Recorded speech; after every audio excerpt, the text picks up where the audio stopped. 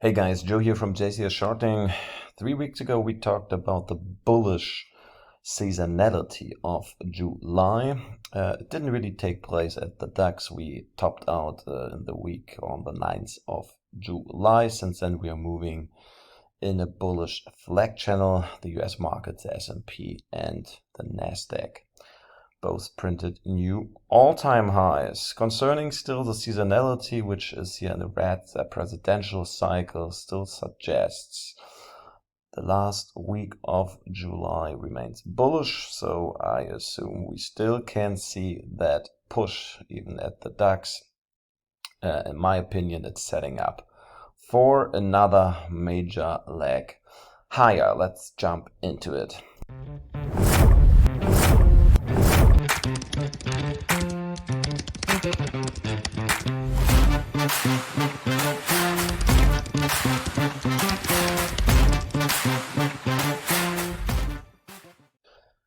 As every week we start off with a little throwback of what we have done at my Discord channel. If you want to become a member there, you're welcome to have a look at the website www.jcs-charting.com, and you can get access via that page. There are two packages, a basic and an advanced, and this is what it looks like.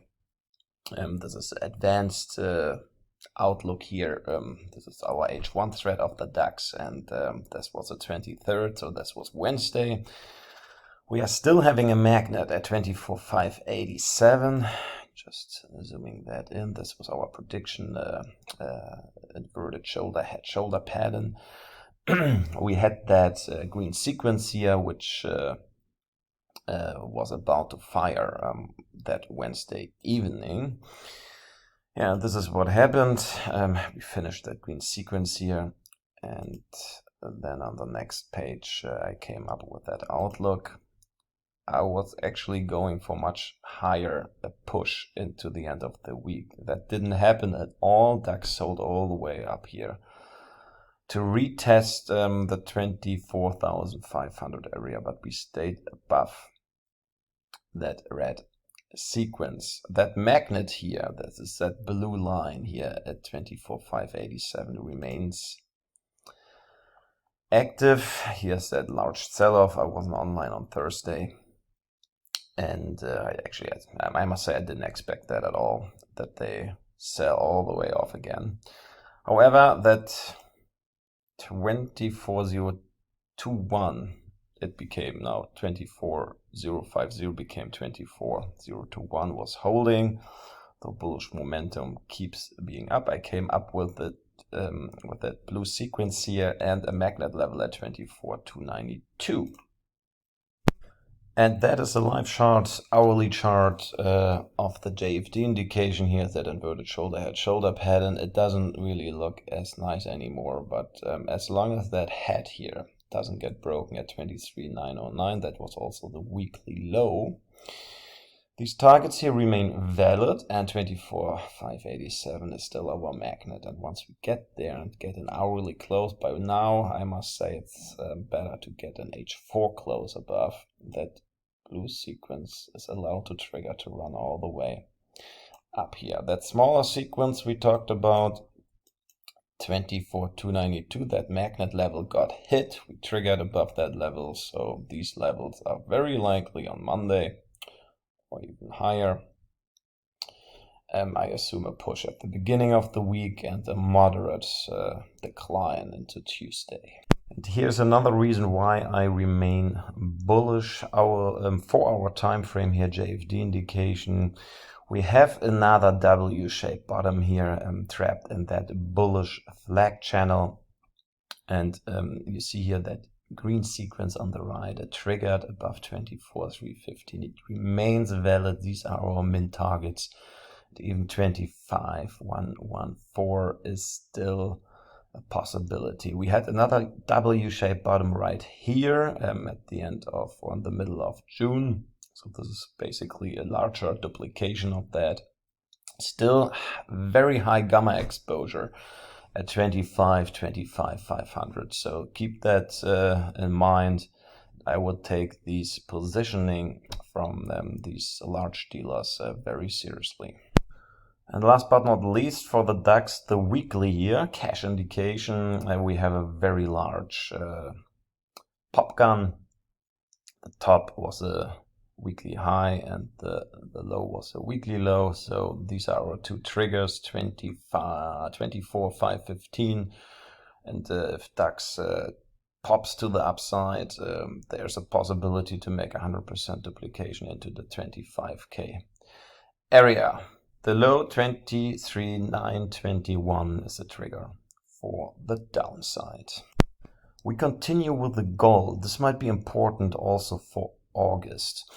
This is a H4 thread here, and I was going for at least to hit that minimum target of that green sequence, which triggered right here. This is a bearish wave wedge, by the way, but we needed that squeeze first.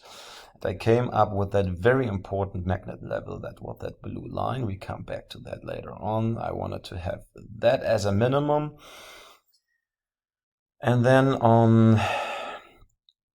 so gold was following that little consolidation, and we were hitting that 34.39 right on the dot here. That was also our short entry, by the way, before gold started to sell off into the end of the week. We went all the way down here, and 33.46 also triggered for more to the downside. So I assume 33.10 is a good level for a bounce if gold is not going all the way to that target line in one move. The target line runs around at 32.60.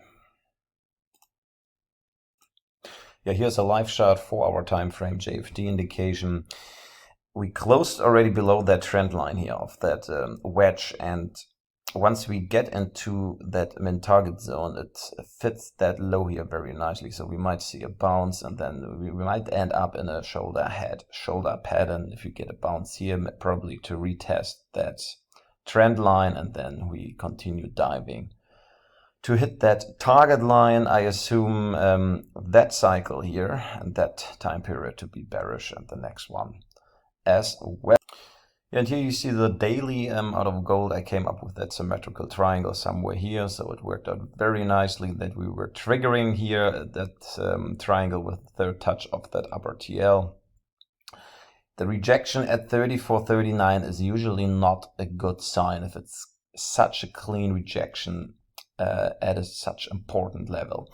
The projection gave us that fakeout to the upside. That is a typical behavior of these triangles. Then we usually see a faker to the downside as well, and it's oscillating here at the end.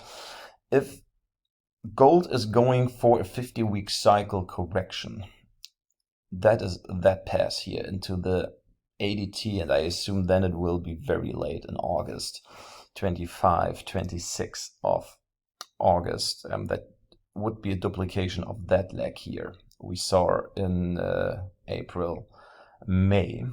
The bullish scenario is that triangle is used as a consolidation in the trend up. That means we see a little faker here, we come back up again, and then this pass here is taking over. But as I said, such a clean rejection at that level here should lead to deeper price levels for gold. I prefer this one here to happen, and then August will be a great, probably the last large buying opportunity for this year at gold. We continue with the Dow Jones daily time frame cash indication here. We talked about that large inverse shoulder pattern here, that neckline at 42,822. Let me just zoom in. One of our advanced members got that Popgun here at the Dow with the Friday's price action. That means this candle here is trapped in between these two large bullish candles, and if we get a pop up to the upside, we could finally move into that min target area out of the daily. That would fit nicely into that descending broadening wedge. I will show you in a minute on the hourly chart. Yeah, the Dow hourly chart here, JFD indication, we had that large ABC correction, that descending broadening wedge, which triggered already for higher. We had that breakout here. Here the pullback occurred, which is, again, normal behavior of these consolidation patterns. We came up with that red sequence. We nailed it on the dot here at the 161. That was also part of my outlook on Thursday. So on Friday, we got that spike. That was a great buying opportunity at the Dow. And we're still having much higher target for that pattern here. The first target at 45,555 and 45,745. I assume this is about to happen. The Dow got some catching up to do because it hasn't hit any all-time highs yet. And I assume we will see that next week. They could run vice versa to the tech, Nasdaq, and also the S&P 500. So there might be a nice divergence of blue chips, of tech running into blue chips again next week. In my last update, I was showing the Nasdaq H4, the cash count here. We are on that last wave before summer correction should start. Don't get me wrong that I said, okay, we should hit at least that red resistance zone. Yeah, we did so last week. I still assume that Nasdaq is going a little higher here. We probably see just a minor selling activity around that area at the beginning of next week. So probably to retest the 23K area before we run to 23,583 into the end of the week, or probably the beginning of the following week into August. And then these higher levels here become very, very hot. The minimum requirement, or the typical target area, 23,192, that was 100% duplication of wave 1 that got hit here last week. So we are in that minimum requirements that last wave is about to finish, and it is allowed to turn around at any time. I still assume we are not having that major sell-off starting next week, probably at the end if we see a nice squeeze in intraday action. I zoomed in a bit more here. This is an hourly chart, a cash indication again. We had that very clean channel here last week, and yeah, Nasdaq popped up here to the upside, came back straight in. But the finish might be, let me just put it up here, that Wolver Wave wedge here. That means we require another high, which occurred already on Friday, but Nasdaq is allowed to keep moving along here to hit that upper TL at some point for the start of the sell-off I'm looking for into August. And we talked about the volatility, the VIX, last week. This is a daily chart here, and I said we need another low. We got that low. That projection, by the way, is spot on once again. And I prefer a low of the VIX in the middle of next week, and then probably a rise in volatility with the index. That means a rise in accordance with the S&P 500 before the index starts selling. This is usually also normal behavior, that both are starting to rise at the end of a bullish phase. So as this one here suggests, a hit of that blue line would be perfect. That would trigger that pattern, and then we probably see some volatility to pick up into the next month of August. And here's the S&P 500 for our time frame here, JFD indication, we had that blue sequence which finished last week. I took all my longs out at the S&P. They started here already to build up a little short position. I still assume 6403, which has been in the chart for a very long time. And then we see probably some selling action in accordance with that bearish Wolver wave wedge. I have some doubt that we are going that deep. I still assume a large ABC correction. That is possible. We have a lot of gamma exposure moving, which moved into that 6,000 area. So that is actually my min target for the August correction, at least a 400 point drop. It might be a bit larger, and the bonus would be to hit that target line. Yeah. Take a picture of that chart and let's see if we see that in August. Again, a quick look at Tesla. That symmetrical triangle has not been triggered. We didn't hit that upper trend line here. We didn't get that third touch. We had bad earnings on Wednesday after hours, I believe it was. We got that large gap down and we just retested that lower trend line of that blue triangle. And on Friday, they started buying again. So I haven't changed my outlook at Tesla at all. I still go for $374 as a minimum. And once we get there, we probably see higher. And I still believe that triangle here is used as a consolidation in that trend and that pop up here. I assume at least a second leg here to the upside, a duplication of this one. So once we just duplicate that here, that might be a move like that into $450 for Tesla. NVIDIA here on the daily.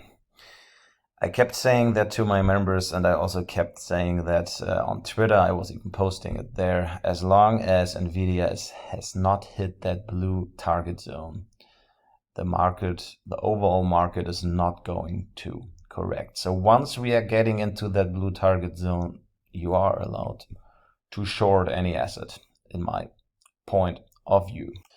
A member asked about Alphabet. So here we got the weekly analysis of Google, a broadening top pattern about to trigger, to form at once we hit that upper TL, that red trend line here.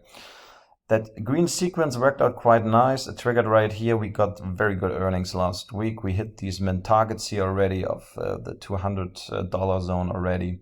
We are focusing on 207, which is also that all-time high, just below that all-time high here out of February. Once we get there and once we get a weekly close above, it sets up that blue sequence for 231. Of that blue sequence, that would mean we trigger also that broadening top pattern. And once we do, I assume a pullback into November. This is the next suggested cycle low. And here we got PayPal. Very nice shoulder, inverted shoulder, head shoulder pattern here with a quite steep neckline. We had that blue sequence which finished last week. So we got our 77.92. I didn't take any profits yet. We were buying here at these lows in April. This is a daily chart, by the way. We're still going for 85.44 US dollars to hit that green 100%, which is acting as magnet already. Assume a pullback into August here, by the way. A member asked about NEO here. This is a weekly analysis. He asked about it somewhere here 4 weeks ago. I said that $3.26, that 100% here, that red 100% needs to hold. It was holding, and that was our outlook to run into that green 100% at 531 once we get a weekly close above. We are ready to fire within that green sequence at NEO. And last but not least, update about Microsoft. Daily chart here, very nice descending broadening wedge. That was the April bottom. We bought here as well, by the way, and then we had a breakout without any pullback Microsoft is ignoring our timing cycle so far. This is a wave 3, very large runaway gap here in between that pattern. The targets are 547 to 568 for that descending broadening pattern. I assume the wave 3 should top out here next week or the following week before we see a moderate wave 4, a shallow one, not as steep as this one here, probably a timing killer of 2 to 3 weeks before we are going for the last push into that green target line. To finish off the video, a quick look at the 4-hour chart of Bitcoin. I'm not sure if I showed that last week. Our setup here worked out very nicely of that descending broadening wedge here shown in blue. Very nice ABC correction, and we were hitting the 100% target of that move, and then we started to reverse. Also, that was our min target zone here of that green sequence. Members knew about it. We took all our profits here, and Bitcoin is now in my point of view another consolidation phase. I'm pretty sure we're gonna see that before summer. 125,000, it's a 161 of that green sequence. This was probably here a cycle low we saw just yesterday morning. So yeah, be aware that Bitcoin is not done at the upside. We see also there a major correction into August, if you ask me, but I still assume another push higher before that correction starts. Yeah, that's about it. I hope you enjoyed that video. Leave me a nice comment or a like, and I see my members on Monday. I wish you a nice remaining weekend. Thank you and bye-bye.